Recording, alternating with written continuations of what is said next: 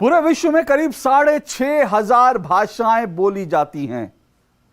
पर क्या कभी आपके मन में यह ख्याल आया कि इन 6,500 भाषाओं में भारतीय भाषाएं कहां खड़ी हैं?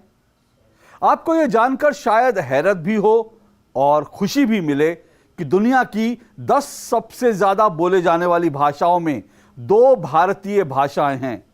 इनमें एक बांग्ला है और दूसरी आपकी, हमारी और हम सब की हिंदी। हिंदी विश्व की तीसरी सबसे ज्यादा बोले जाने वाली भाषा है। भारत में करीब 45 करोड़ लोगों के बात करने का माध्यम हिंदी है और विदेश में रह रहे करीब 10 करोड़ लोग हिंदी बोलते हैं, समझते हैं। सितंबर का महीना हिंदी के लिए विशेष होता है क्योंकि आजादी मिलने के 2 साल बाद 14 सितंबर 1949 को संविधान सभा में एक मत से हिंदी को भारत की राजभाषा घोषित किया गया था। इस निर्णय के बाद हिंदी को हर क्षेत्र में प्रसारित करने के लिए राष्ट्रभाषा प्रचार समिति वर्धा के अनुरोध पर 1953 से पूरे भारत में 14 सितंबर को हर साल हिंदी दिवस के रूप में मनाया जाता है। हिंदी को लोकप्रिय बनाने के लिए कई संस्थाएं हिंदी सप्ताह, हिंदी पखवाड़ा, तो कुछ हिंदी संस्थाएं और कुछ हिंदी माह भी बनाती हैं। यूं तो हिंदी के लिए कोई एक दिन, एक सप्ताह या पखवाड़ा मायने नहीं रखता। हिंदी का उत्सव तो हर दिन पूरे साल मनाना चाहिए। लेकिन अब चूंकि सितंबर की शुरुआत हो चुकी है तो हम भी अगले कुछ दिन हिंदी का उत्सव मनाते हुए बात करेंगे, याद करेंगे हिंदी के कुछ ऐसे प्रमुख हस्ताक्षरों को जिन्होंने हिंदी को समृद्ध, संपन्न बनाया, हिंदी को नया आकाश दिया। नमस्कार, मैं हूं अशोक श्रीवास्तव और आप देख रहे हैं डीडी दस्तावेज। और डीडी दस्तावेज में आज बात होगी हिंदी के निराले कवि, महाकवि निराला की, सूर्यकांत त्रिपाठी निराला की, जिन्हें महाप्राण भी कहा गया।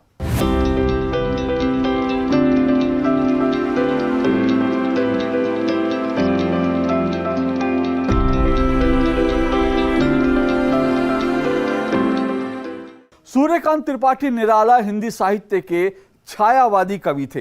हालांकि निराला सिर्फ कवि नहीं थे, वे एक लेखक, कहानीकार, कवि, उपन्यासकार, निबंधकार और संपादक भी थे। लेकिन वे अपनी कविताओं के कारण अत्यंत लोकप्रिय हुए। निराला बहुमुखी प्रतिभा के धनी थे। उन्होंने कई रेखा चित्र भी बनाए। निराला को प्रगतिवाद, प्रयोगवाद और नई काव्य का जनक माना जाता है। निराला ने कई महान रचनाएं रची और बहुत से आलोचक ये भी मानते हैं कि हिंदी कविता के 100 वर्ष के इतिहास में यदि कोई 10 सर्वश्रेष्ठ कविताएं चुननी हो तो उन 10 में से कम 2 कविताएं निराला की होंगी। आज डीडी दस्तावेज में महाकवि निराला को, उनकी रचनाओं को और उनके विराट और महान व्यक्तित्व को समझने के लिए प्रसार भारती आर्काइव से आपको एक डॉक्यूमेंट्री के कुछ अंश भी दिखाएंगे और हिंदी की एक और महान हस्ताक्षर महादेवी वर्मा के एक बहुत खास इंटरव्यू के कुछ हिस्से भी दिखाएंगे, जिनमें महादेवी वर्मा ने महाकवि निराला के विषय में कुछ अविस्मरणीय संस्मरण सुनाए हैं, जिन्हें सुनकर आप हैरान भी होंगे, परेशान भी होंगे और शायद आपकी आंखें भी नम हो जाएं। पर सबसे पहले प्रसार भारती आर्काइव से सूर्यकांत त्रिपाठी निराला महाकवि डॉक्यूमेंट्री का ये अंश देखिए। निराला आधुनिक हिंदी कविता के महाप्राण व्यक्तित्व के रूप में भारतीय कविता के परिदृश्य पर अपनी अमिट छाप छोड़ गए हैं। वो लंबे समय तक अस्वीकृत रहे, पर अस्वीकृति ने ही उन्हें महान बनाया। इस हद तक कि जीते जी मिथक बन गए, किंवदंती और कहानी बन गए। कहानियों पर कहानियां जुड़ती गईं, उनके संघर्ष की, प्रेम की, उन्माद की, विद्रोह की, उनके राग की कहानियां, उनके विराग की कहानियां। निराला आधुनिक कविता के कदाचित पहले व्यक्ति हैं जिनके काव्य में पूरी शताब्दी के स्वर अपनी विविध भंगिमाओं में मुखरित हुए हैं। निराला कभी भी टूटते नहीं, कभी भी झुकते नहीं, कभी भी कहीं न कहीं से तमाम विपदाओं में, झंझावातों में घिर करके भी खड़े रहते हैं। कहीं न कहीं उनके भीतर कोमलता शेष रहती है। निराला के बारे में यहाँ एक बात कहना ज़रूरी है कि वो अपने समय के बहुत बड़े विद्वान थे। लोग कविता की चर्चा करते हैं तो उन्होंने कितना पढ़ा लिखा था, वो कितने बड़े विद्वान थे, ये बात भूल जाते हैं। संस्कृत में वो ऋग्वेद के बारे में बहुत सी बातें जानते थे। ऋग्वेद में जो सृष्टि सूक्त है उसी के आधार पर उन्होंने ये गीत लिखा है, कौन तम के पार रे कह। निराला 20वीं शताब्दी के सबसे बड़े कवियों में से एक है मेरे लिए। और जब मैं ऐसा कह रहा हूँ तो मेरी दृष्टि में केवल हिंदी नहीं है, पूरा भारतीय साहित्य है और एक हद तक कहूँ तो विश्व साहित्य भी है। निराला सच्चे अर्थों में विश्व कवि हैं। सूर्यकांत त्रिपाठी निराला का जन्म हालांकि पश्चिम बंगाल के महिषादल रियासत यानी मिदनापुर में हुआ, लेकिन मूलतः उनका परिवार उत्तर प्रदेश से था। जन्म कुंडली बनाने वाले पंडित के कहने के बाद उनका नाम सूरज कुमार रखा गया, जो बाद में सूर्यकांत हो गया। अवध का जनपद धरती बैसवाड़े की, यहीं बहती हैं गंगा, लोन, सई नदियां। नदियां जो उर्वरता, उल्लास, जीवट का स्रोत हैं। महुओं की मादक गंध फैली है, अलस हवाएं बहती हैं, खिलते हैं तालों में कमल। इसी गढ़ाकोला से चलकर पिता राम सहाय तिवारी जीविका के लिए महिषादल पहुंचे। माघ शुक्ल 11 संवत 1955 तदनुसार 29 फरवरी 1899 महिषादल का वसंत पर्व था जब निराला ने जन्म लिया। नाम पड़ा सूरज कुमार, वही आगे बना सूर्यकांत त्रिपाठी। मतवाला काल में नई संज्ञा जुड़ी निराला। निराला के बाल मन पर जो संस्कार अंकित हुए उनमें अपने गांव घर गढ़ाकोला से लेकर महिषादल तक के अनेक अनुभव थे। एक संभ्रांत बंगाली जमींदार के घर उनके पिताजी रहते थे। उनके घर का वातावरण और उस समय के बंगाल का वातावरण, जिसके ऊपर रामकृष्ण परमहंस की गहरी छाप थी, विवेकानंद के नवजागरण की छाप थी, और यूँ भी बंगाल में जो शक्ति पूजा अपराधान्य है उसकी छाप थी। लेकिन यह बात तो एक धरातल पर हुई। दूसरे धरातल पर निराला जी ने जैसे कहा है, कई जगह कहा है, उनकी माँ बैसवाड़े की थी, ठेठ बैसवाड़े की थी। उनका कंठ बड़ा ललित था और रूप अतिशय सुंदर, जो निराला को वसी विरासत में मिला था। निराला की जीवन कथा गढ़ाकोला से जुड़ी है डलमऊ से, जहां पत्नी के रूप में मिली मनोहरा देवी, जिनके स्वर में रागिनी बसती थी। निराला की काव्य यात्रा का पहला चरण 1920 या और पहले से 1938 तक फैला है। आरंभिक यौवन वसंत की पहली महत्वपूर्ण रचना है जूही की कली। वल्लरी पर सोती थी सुहाग भरी, स्नेह स्वप्न मग्न अमल कोमल तन तरुणी, जूही की कली, जूही की कली, जूही की कली, जूही की कली, जूही की कली, जूही की कली। निराला नाम कवि का अपना रखा हुआ नाम है, जो आगे चलकर एक अद्वितीय फक्कड़ विद्रोही व्यक्तित्व का पर्याय सा बन गया। जीविका की समस्या थी, पर कहीं टिक कर रहना स्वभाव में था ही नहीं। 1921 में निराला ने कविता लिखी, जब कड़ी मारें पड़ी दिल हिल उठा। असहयोग आंदोलन की खबरें मिल रही थीं। निराला लिख रहे थे बादल राग, जागो फिर एक बार।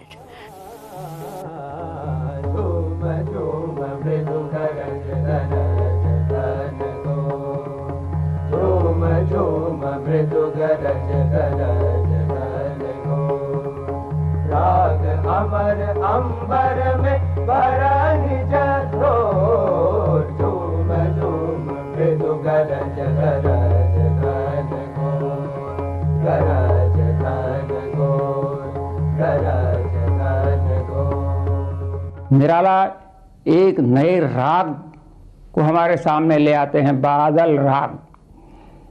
ये राग तो बहुत होते हैं, लेकिन बादल राग ये क्या राग होगा? इस राग की सर्जना उन्होंने बादल राग कविता में की है, और उसे साफ जाहिर है कि वे बादल राग को किसानों के पक्ष में, छोटे लोगों के पक्ष में, शोषितों के पक्ष में ले आना चाहते हैं। जिस दौर में वह तोड़ती पत्थर कविता लिखी गई, उसी में इस कविता के पहले ही लिखी गईं सरोज स्मृति, राम की शक्ति पूजा, वो लंबी कविताएं जिन्हें महाकाव्य का विकल्प कहा जाता है। इसी दौर की महान लंबी कविता राम की शक्ति पूजा, जिसमें राम राम न थे, निराला ही थे, लड़ते हारते फिर लड़ते। राम कथा में एक नया हस्तक्षेप, तुलसीदास में भी निराला का अपना संघर्ष था। बंगाल में निराला की शिक्षा बंगाली माध्यम से शुरू हुई। हाई स्कूल पास करने के बाद उन्होंने घर पर ही संस्कृत और अंग्रेजी साहित्य का अध्ययन किया। महादेवी वर्मा ने 1987 में दूरदर्शन को दिए एक इंटरव्यू में बताया कि निराला पहले बंगला भाषा में लिखते थे, बाद में अपनी पत्नी के लिए उन्होंने हिंदी सीखी और फिर हिंदी के महाकवि हो गए। इसी इंटरव्यू में महादेवी वर्मा बताती हैं कि निराला कितने फक्कड़, मस्त मौला और इंसानी रिश्तों को कितना सम्मान देने वाले महान व्यक्ति थे। परमहंस थे तो राखी के दिन शाम तक आते जरूर थे। आके कहते थे 2 रुपए उधार दो, क्या करेंगे? एक रिक्शे वाले को देंगे, एक तुमको देंगे। सोचिए आप कैसा मन होगा उनका। बिल्कुल बच्चे जैसे। हाँ, अभी जो उड़ीसा के राज्यपाल हैं ना, विशंबर नाथ पांडे, तो ये मेयर हो गए यहाँ, तो गए निराला जी को प्रणाम करने। अब उनके पास कुछ भी नहीं था, होता कभी कुछ था ही नहीं होता। तो कुर्ता एक साबुन हमारे पास से ले गए, कुर्ता साफ किया था, सुखाया था, वो उठा के उनको वो पहन के आए। इतना बड़ा उनके लिए भी होता था। निराला जी तो बिल्कुल 6 फुट में होंगे। लंबे बहुत। ऐसा व्यक्ति दूसरा नहीं है। जब आए वहाँ वंशादल से, बंगाल में जन्म हुआ उनका, और बंगला तो उनकी मातृभाषा की तरह थी। विवाह यहाँ हुआ था जन्म में, तो पत्नी उनकी मनोहरा देवी, वो हिंदी जानती थी, उनके लिए इन्होंने हिंदी सीखी। नहीं तो बंगला में लिखते थे। महादेवी वर्मा और निराला जी का रिश्ता भाई बहन जैसा था। निराला महादेवी वर्मा को हिंदी के विशाल मंदिर की सरस्वती कहते थे। निराला दूसरों की चिंता हमेशा करते थे, पर खुद की फिक्र कभी नहीं की। वो ऐसे महान दानी व्यक्ति थे कि अपना नया रजाई गद्दा रेलवे स्टेशन के भिखारियों को दान में दे देते और खुद जाड़े में फटी रजाई तानकर सो जाते। उनकी काव्य कृति अपरा के लिए जब उन्हें 2100 रुपए का पुरस्कार मिला, तो तुरंत एक साहित्यकार की विधवा पत्नी को 50 रुपए प्रतिमाह भेजने का प्रबंध कर दिया। अपनी ना जाने कितनी रचनाओं की रॉयल्टी किसी गरीब विद्यार्थी की मदद करने के लिए प्रकाशक के नाम कर दी।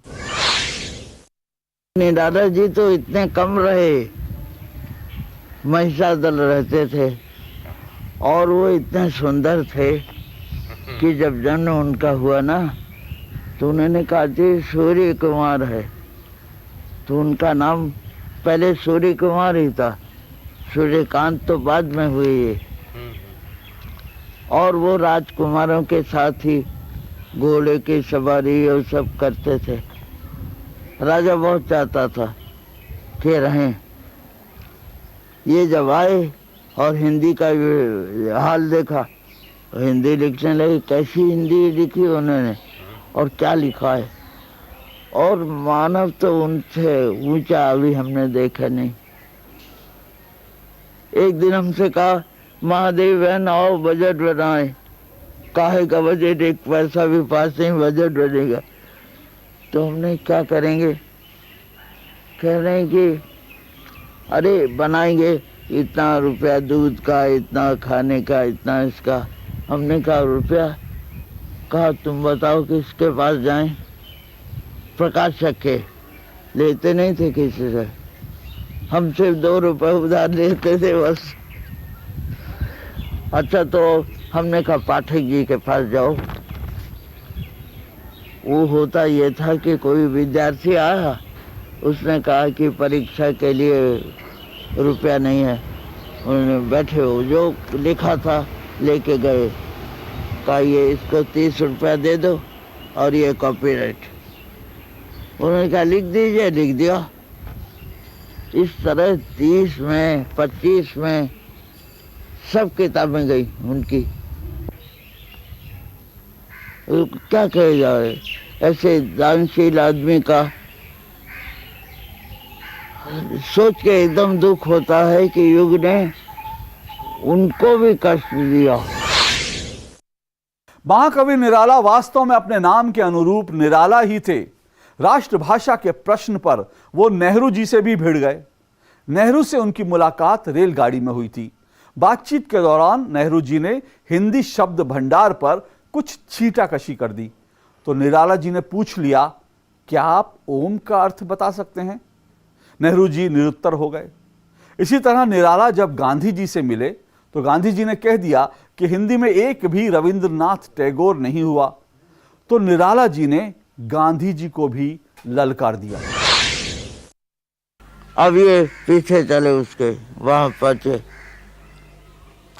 तो बापू ने देखा ऊपर से नीचे तक, कहा कि ये बंगाली की तरह थे और चुनी हुई धोती पहनते थे, वैसी कुर्ता पहने और बड़े बाल। तो उन्होंने कहा आप किस प्रांत के हैं? ये चुप कहाँ रहते, कहने लगे बापू हम तो समझते हैं आप प्रांत नहीं मानते हैं, भारत एक है। आप मुझसे पूछते हैं मैं कहाँ का हूँ? कोई बापू से कैसे बोल सकता था, नहीं बोल सकता था। बापू ने कहा मैंने आपकी वेशभूषा देख के पूछ लिया। खैर अब वे बैठे, बापू तो काट रहे थे। तो फिर थोड़ी देर में कहा आपने हिंदी लिखा है, हिंदी में कोई रविंद्र नहीं है। उन्होंने कहा हाँ लिखा। कहा आपने मेरा लिखा हुआ पढ़ा है क्या? आपने निराला को पढ़ा है? ये कहा है। अपने लिए ऐसे बोलते जैसे दूसरा आदमी है। बापू ने कहा मैंने पढ़ा तो नहीं है, लेकिन आप अपनी किताबें महादेव भाई को भेज दीजिएगा। तो उन्होंने उठते हुए कहा कि मैं जाता तो हूँ बापू, लेकिन आपको एक कहानी सुना जाता हूँ कि एक घोड़ा मांगने गए तो उसने घोड़े वाले ने कहा घोड़ा नहीं है। घोड़ा हिनहिनाने लगा तो उसे मांगने वाले ने कहा कि घोड़ा तो हिनहा रहा है। तो उसने कहा तुम घोड़े की आवाज पहचानते हो कि मेरी? यानी मैं देना नहीं चाहता हूँ, तुम घोड़े की आवाज पहचानते हो? तो बापू मैं आपकी आवाज पहचान के आपके घोड़े की नहीं पहचान। जब आपने पढ़ा कुछ नहीं है। क्या बात। तो सोचिए। सूर्यकांत त्रिपाठी निराला के अंतिम दिन प्रयागराज में बीते। उनका जीवन संघर्षों से भरा हुआ था। निराला जी के मृत्यु के बाद उनके कमरे में रखे लकड़ी के बक्से से संपत्ति के नाम पर एक रामनामी और गीता मिली। जीवन के अंतिम दौर में वो बीमार थे, लेकिन इलाज के लिए हॉस्पिटल नहीं गए, क्योंकि उनके मन में बैठ गया था कि हॉस्पिटल तो सिर्फ अमीरों के लिए बने हैं। एक दिन ही अस्पताल गए, जाते थे फल वाले कुछ मिल जाए तो बीमारों को देने, तो देखा कि गरीब आदमी सब बाहर पड़े, अमीर आदमी सब हैं भीतर। तो उनके मन पर ऐसा हो गया कि अमीरों का है ये। तो उन्होंने कहा देखो, अब वो इतने कष्ट में मुझसे कहा बैठो बैठो यहाँ, देखो वो अस्पताल जितने हैं वो बड़े आदमियों के हैं, गरीबों के नहीं है, वो वहाँ नहीं जाऊंगे। दिन भर कष्ट सहा, रात भर कष्ट सहा, दूसरे दिन परिणत हुआ उनका। उस वक्त समझिए कुछ नहीं था, एक फटी चादर थी। उस वक्त मैंने कहा भाई एक अच्छी साफ चादर ही दे दो, वहाँ नहीं मिला। मेरा घर इतनी दूर दारागंज से, अब क्या करूं? वही छेद वाली फटी चादर ओढ़ के जमीन पर लेटे थे। आज तो रोना आ जाता है, बहुत कष्ट होता है उनको सोच के। और एक उनका टूटा बक्स था जिसमें पैराडाइज लॉस्ट और गीता, 2 किताबें थी, एक कपड़ा भी दूसरा नहीं। और उसके बाद सरकार को पता चला, अच्छा तब ये हुआ कि उनका चित्र लेना है। चित्र के संबंध में विरक्ति का मेरे भी बहुत कारण ये है। और तो कहाँ तो ओढ़ने के लिए साफ चादर नहीं, कहाँ सरकार का पूरा विभाग दौड़ पड़ा और उनको सजाने लगा।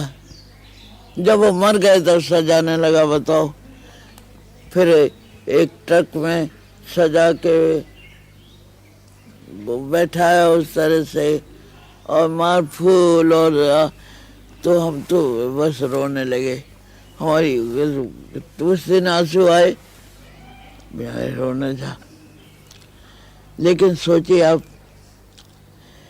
उसके पहले हमने सरकार से कहा निराला जी अस्वस्थ हैं, रहते हैं अस्वस्थ, कुछ इंतजाम करना चाहिए, इनकी कृतियों का राष्ट्रीयकरण कर दीजिए। किसी ने कुछ नहीं किया।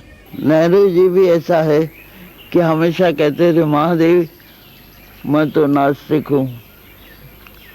हमने कहा भाई अब कभी देखेंगे हम तुम्हारी नास्तिकता।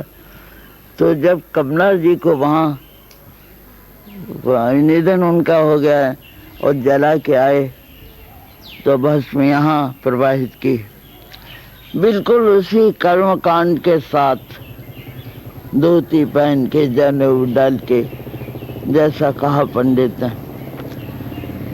और इतनी भस्म उन्होंने एक डिब्बी में रखी, चांदी की डिब्बी में, उसको हमेशा अपने सिराने रखते थे वो। तो जब कुछ दिन हो गए, दिल्ली में गई थी, देखा मैंने, तो मैंने कहा जवाहर भाई अब बताएं आप नास्तिक हैं कि आस्तिक? तो उनके आंसू आ गए, कहने लगे महादेवी आज तो मैं आस्तिक हूँ।